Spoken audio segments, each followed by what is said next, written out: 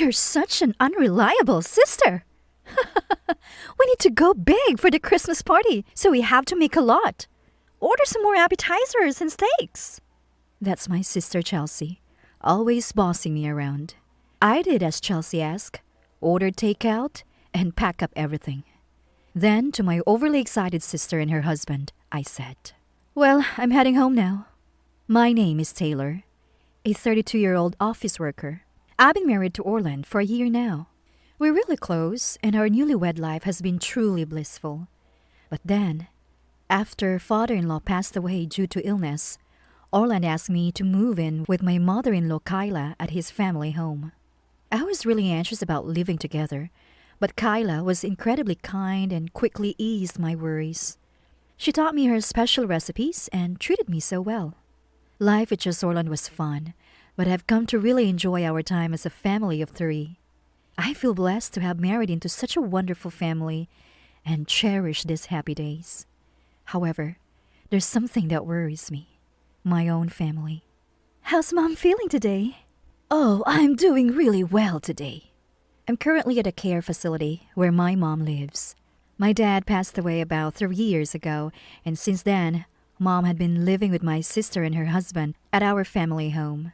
But after Mom's legs got weak, they quickly moved her into this care facility.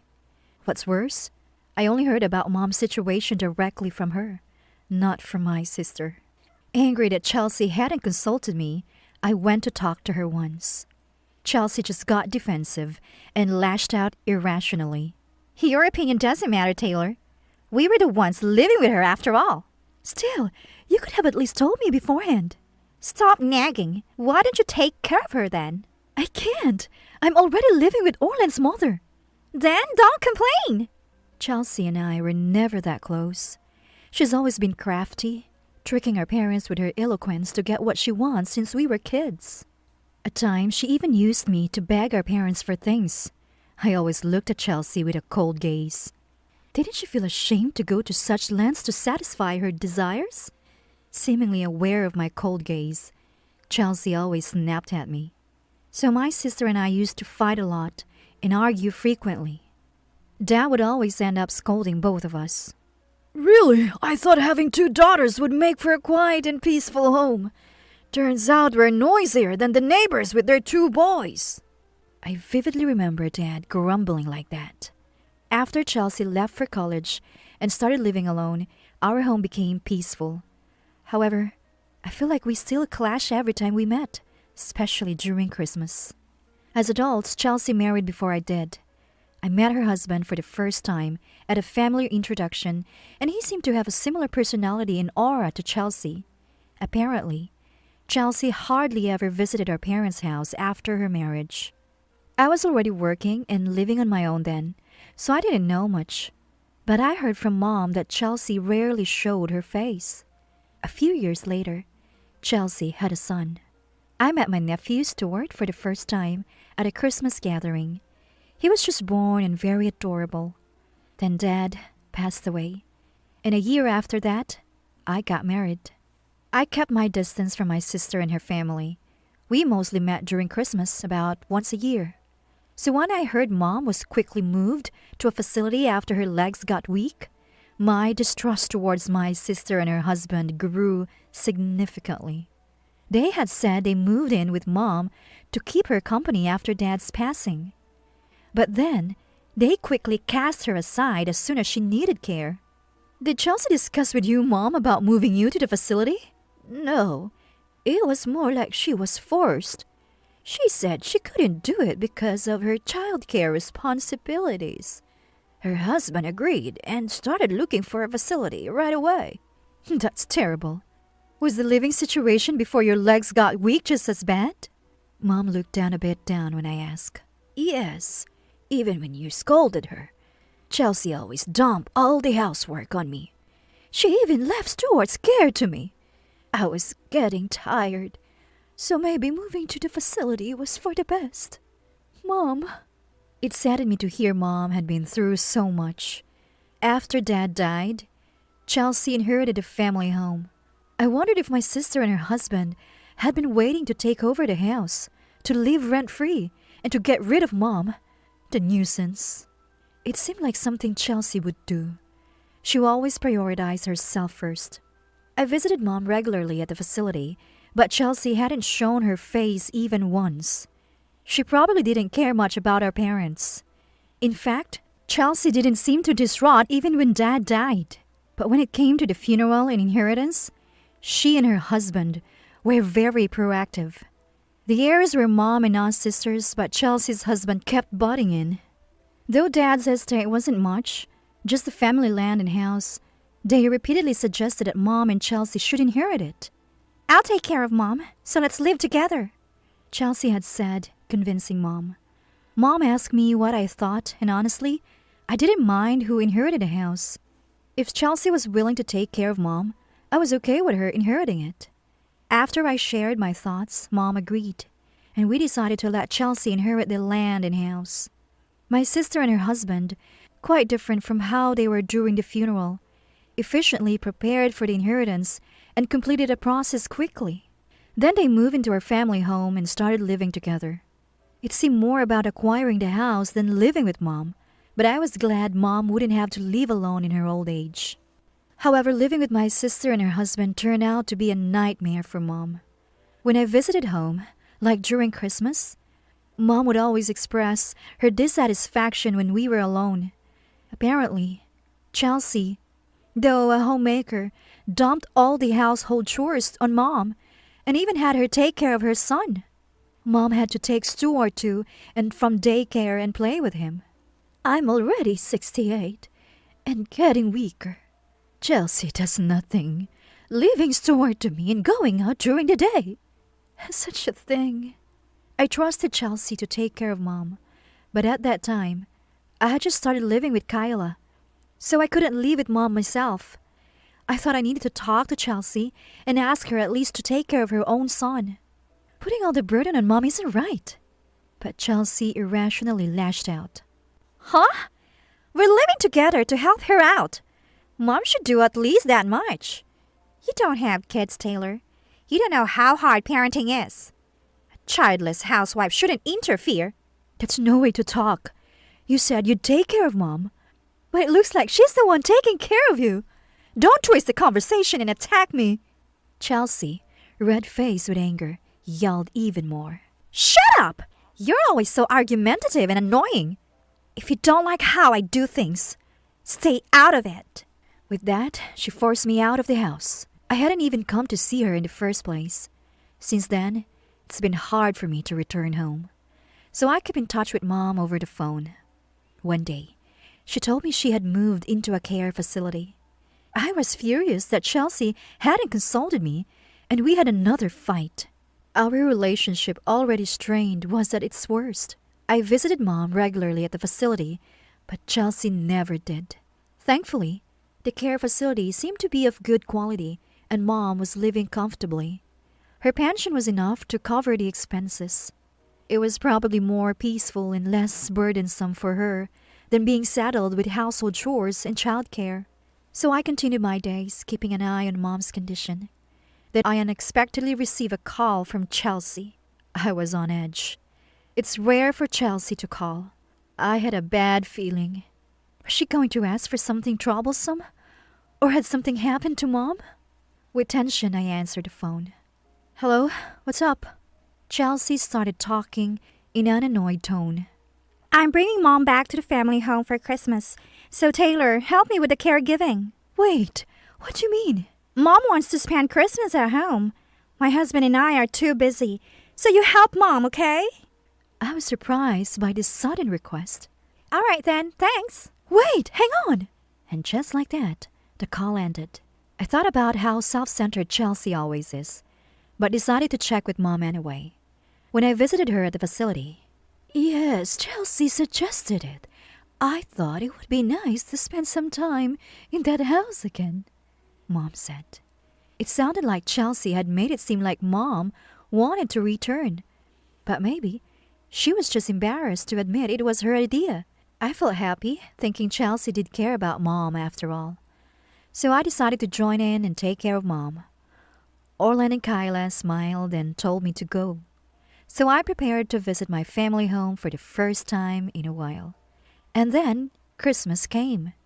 I took Mom and headed to the family home. When we arrived, Chelsea greeted us.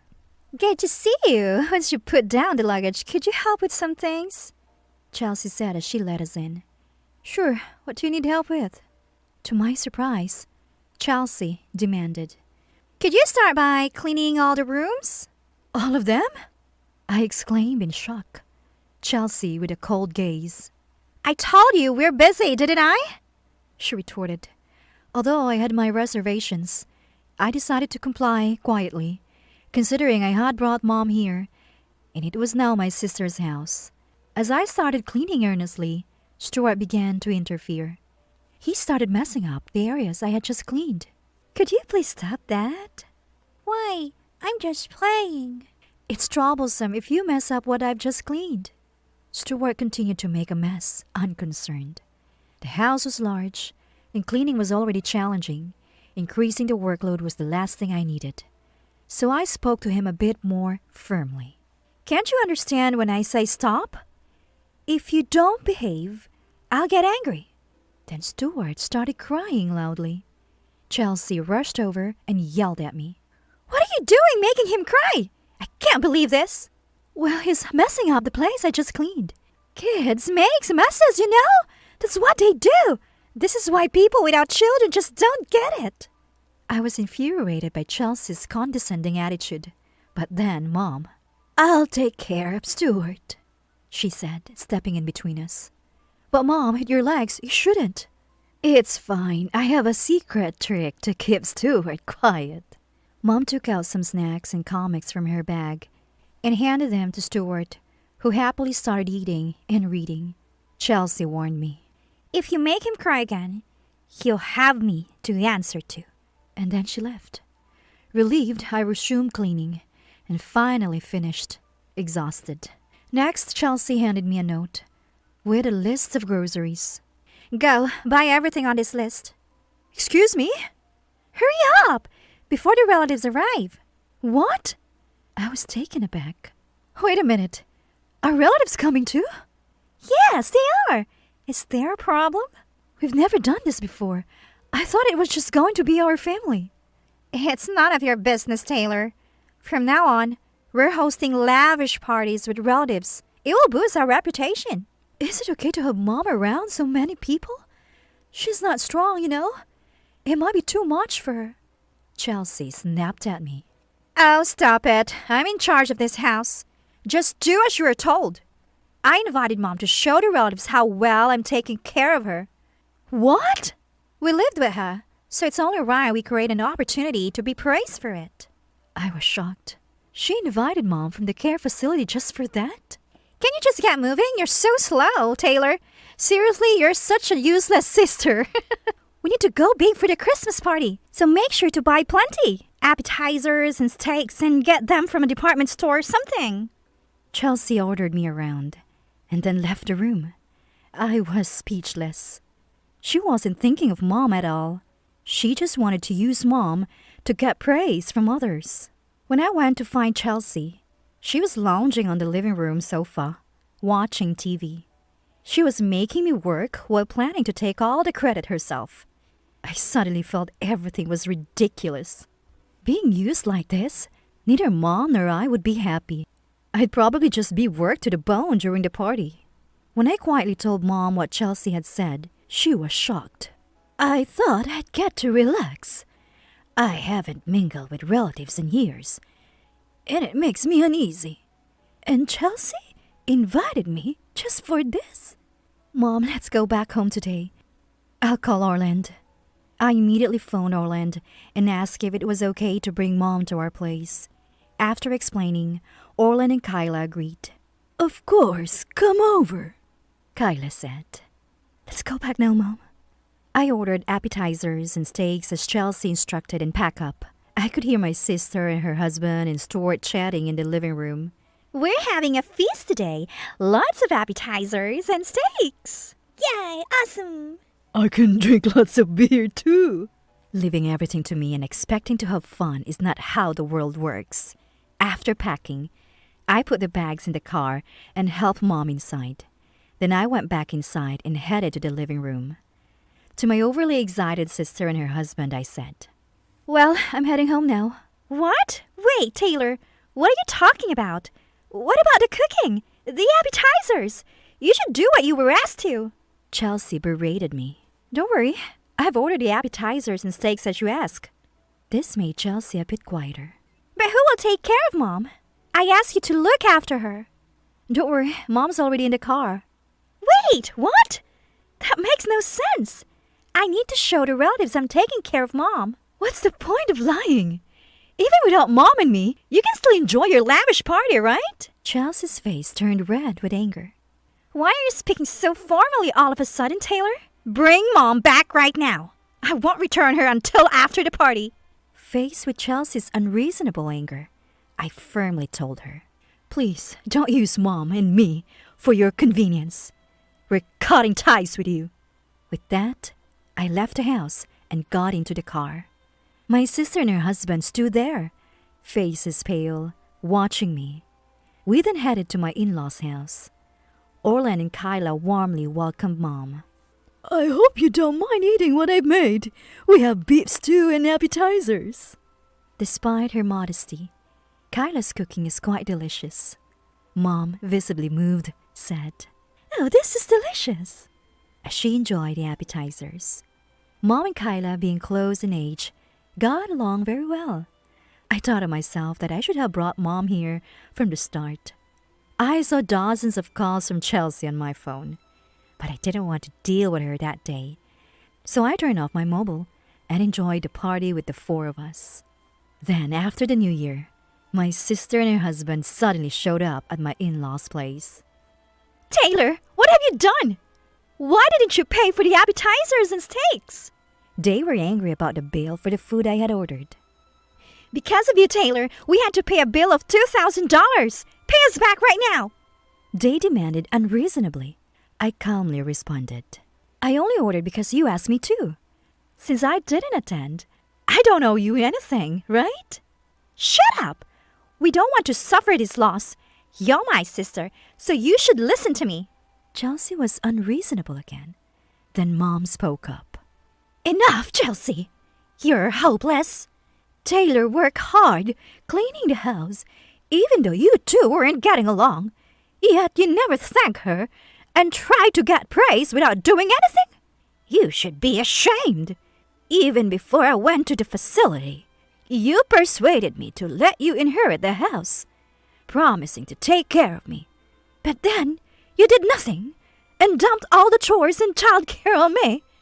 Despite that, you're my child, and I've always loved you unconditionally.